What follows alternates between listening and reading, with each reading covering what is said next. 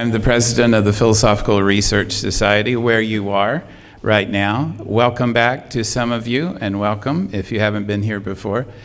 We were founded in 1934 by Manly Palmer Hall, and our mission is now as it was then, which is to help seekers on their way to wisdom. And really all I want to say tonight by way of introduction is thank you, Zhenya. If you know Zhenya, you know she's a force of nature, and we were hit by this force of nature, this little place, and we are better for it. We saw her work. Kelly and I went over to see her work in her studio, and we're just amazed. And we sheepishly said, "Do you think you would do a show here?" And she said, "Well, of course, I'd love to." And then the hurricane began. Which was wonderful because, as you can see, she's transformed this auditorium. She overflowed our gallery into this auditorium. And we said, well, we won't be able to do that. And 2 emails later, it was done because she made it happen, not because we made it happen. These walls used to be really ugly yellow, and now they're white to set off Zhenya's work, and we like it this way. More than that, though, because the art was hanging here and because it was in the gallery, she really changed our community. People who attended lectures here, my lectures on Tuesday night on Los Angeles, or other lectures we've had, they've been able to bask in the glow of Zhenya's creative influence and beauty. And we just thank you so much. You've changed us, and for the better. And the staff loves you and fears you because you make us better. You really did. You made us better, and we're so grateful. Zhenya Gershman.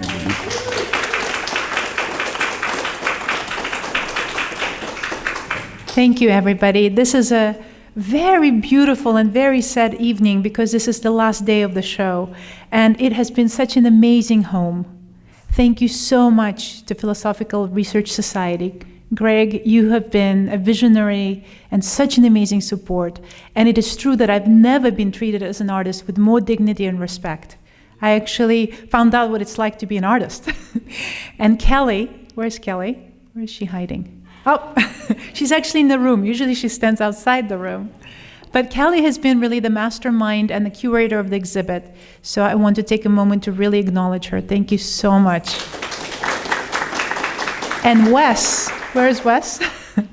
He has made all of the filming possibilities, all of the lighting to make it look like a museum exhibition. So I'm deeply grateful.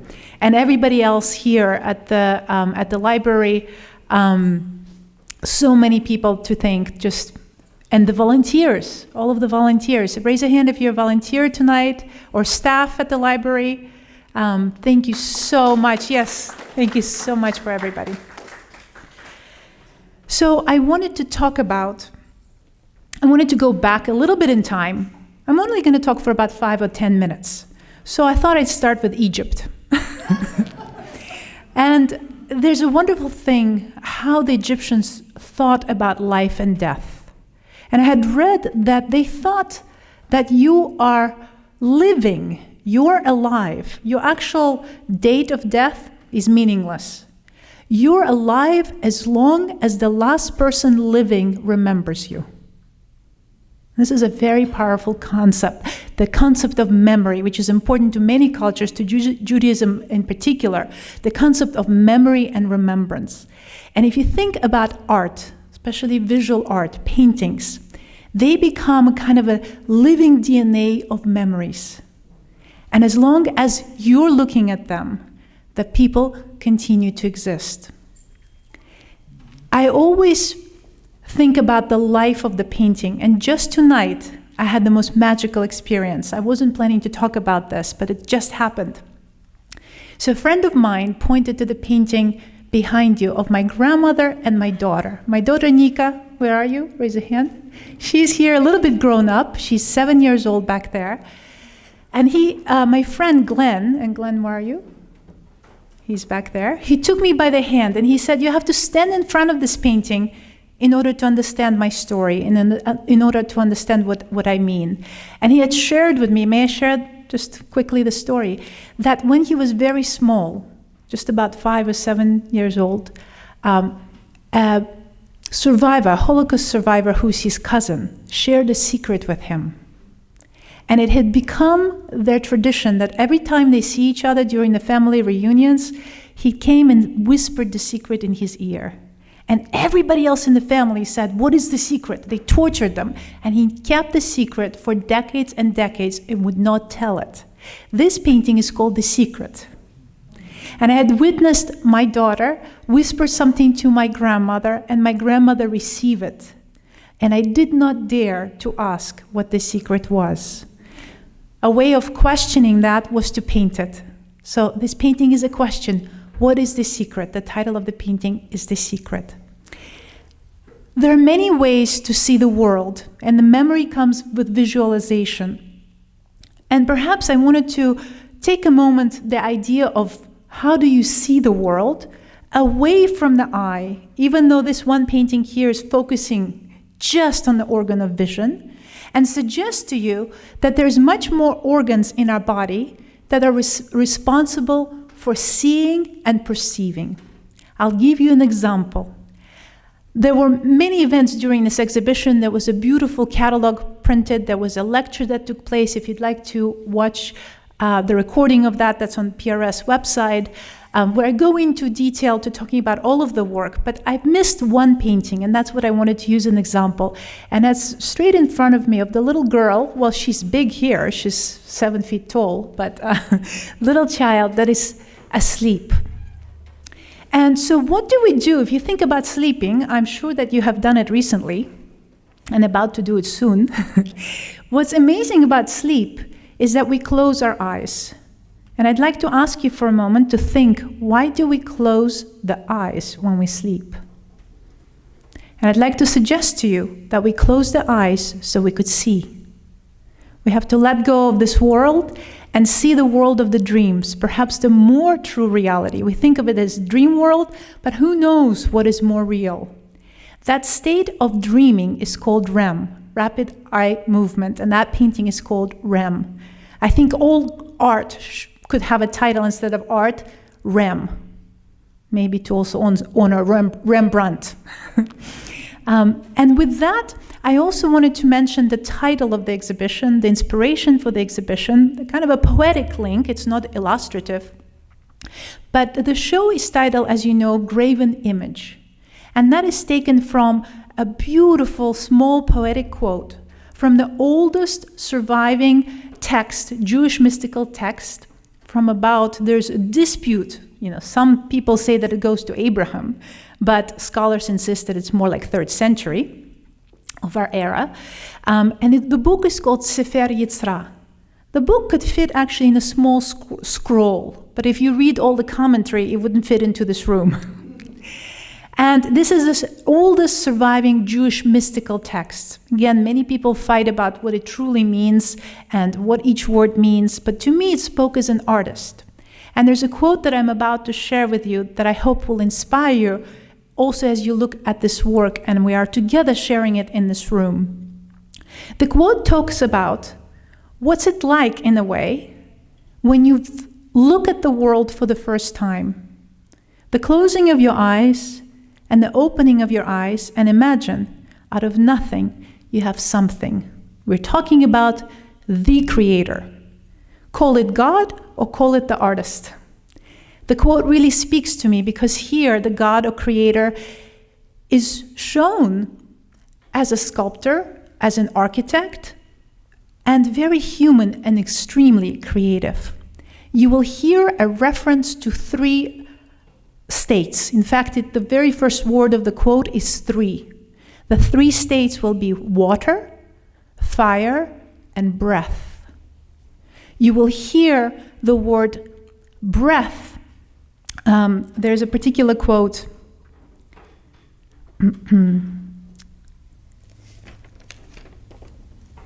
Water from breath. We're going to hear that in just a moment. So what is the water from breath? I want you to be transported into a very cold environment. Has anybody been around snow, a snowy day?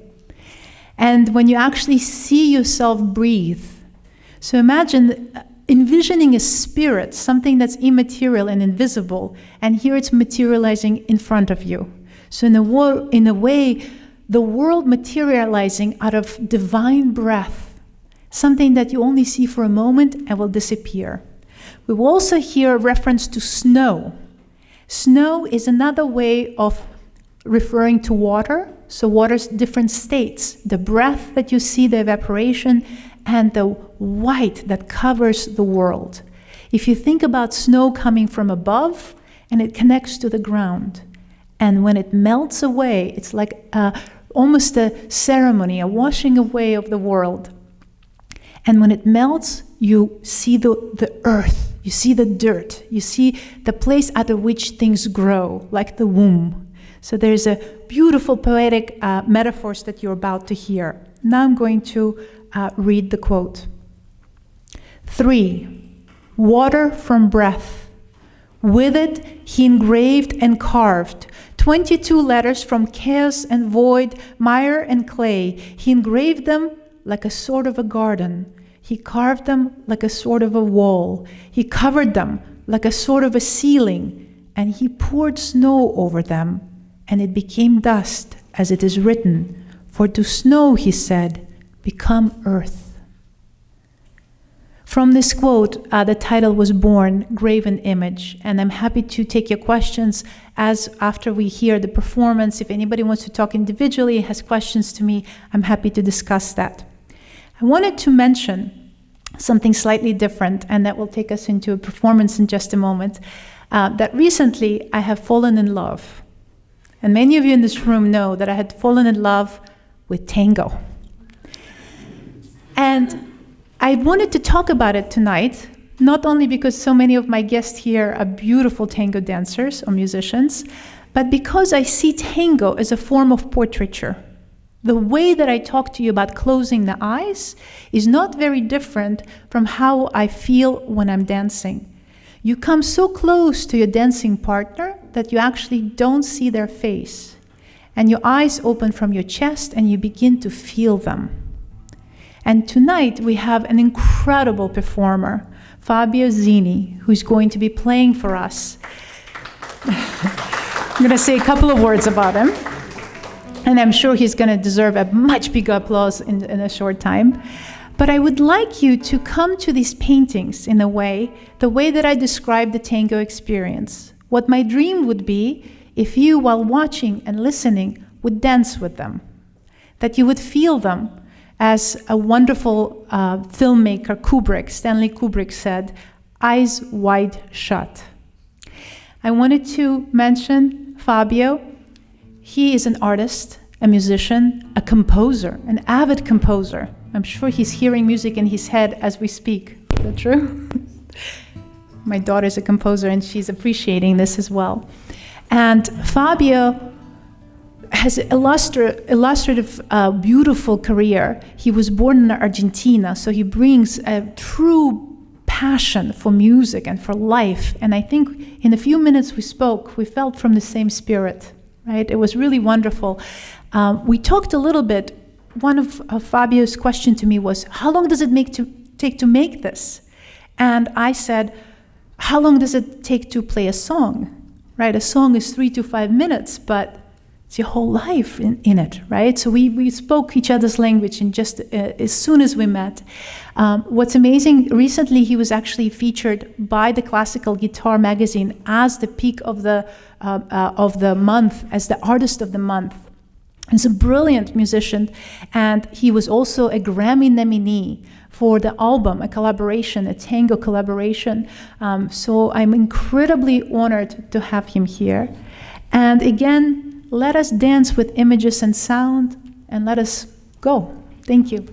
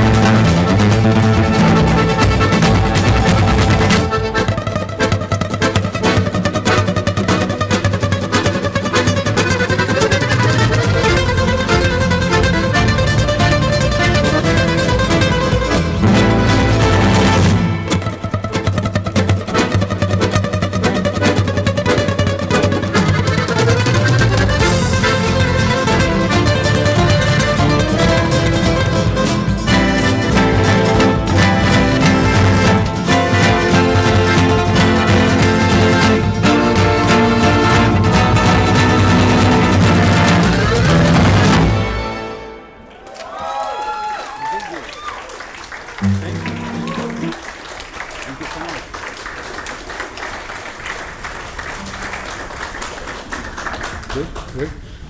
Exciting, no?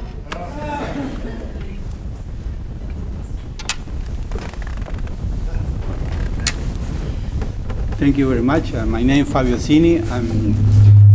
My grandfather, he's from Italy. I was born in Argentina, but I live in Los Angeles. So,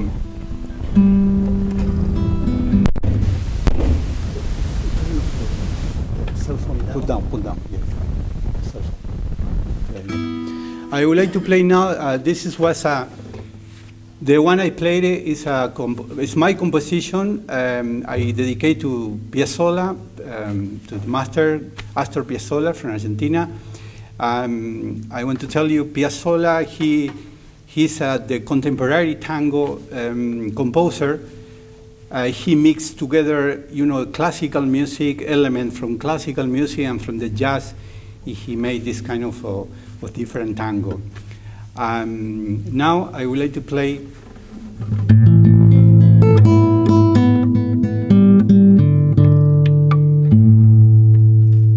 one of my composition I call Feel Good.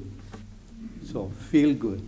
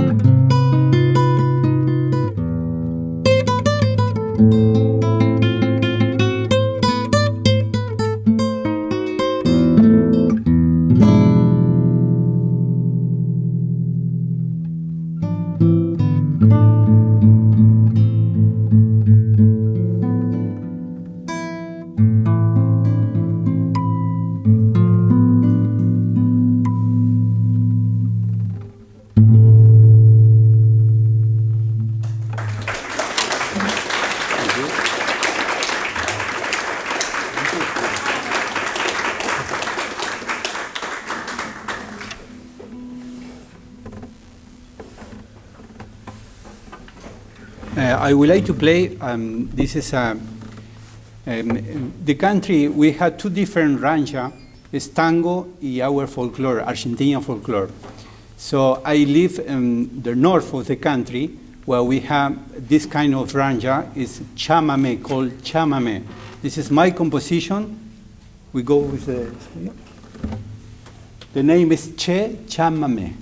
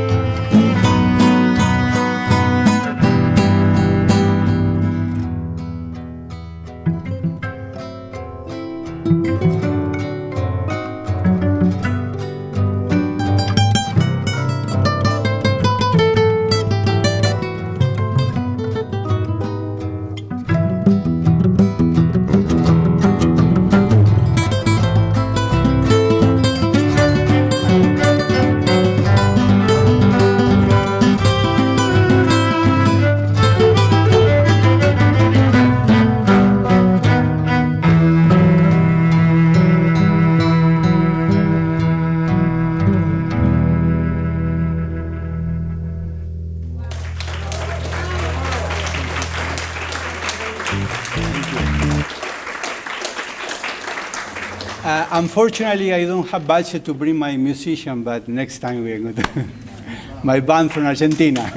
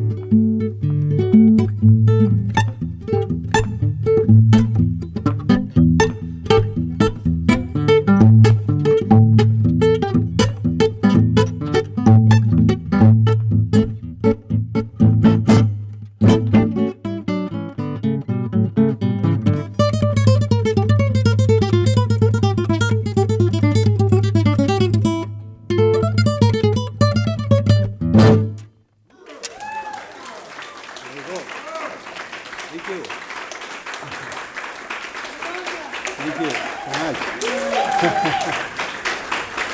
Appreciate it.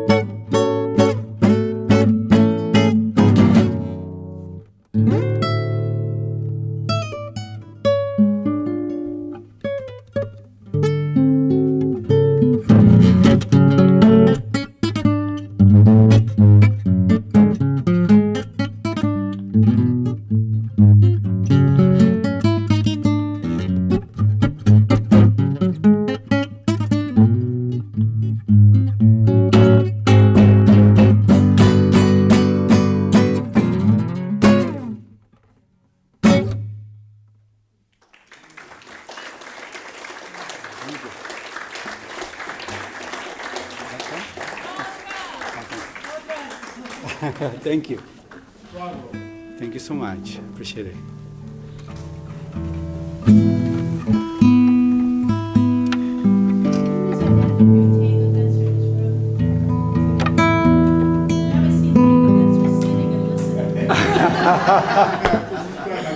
That's amazing.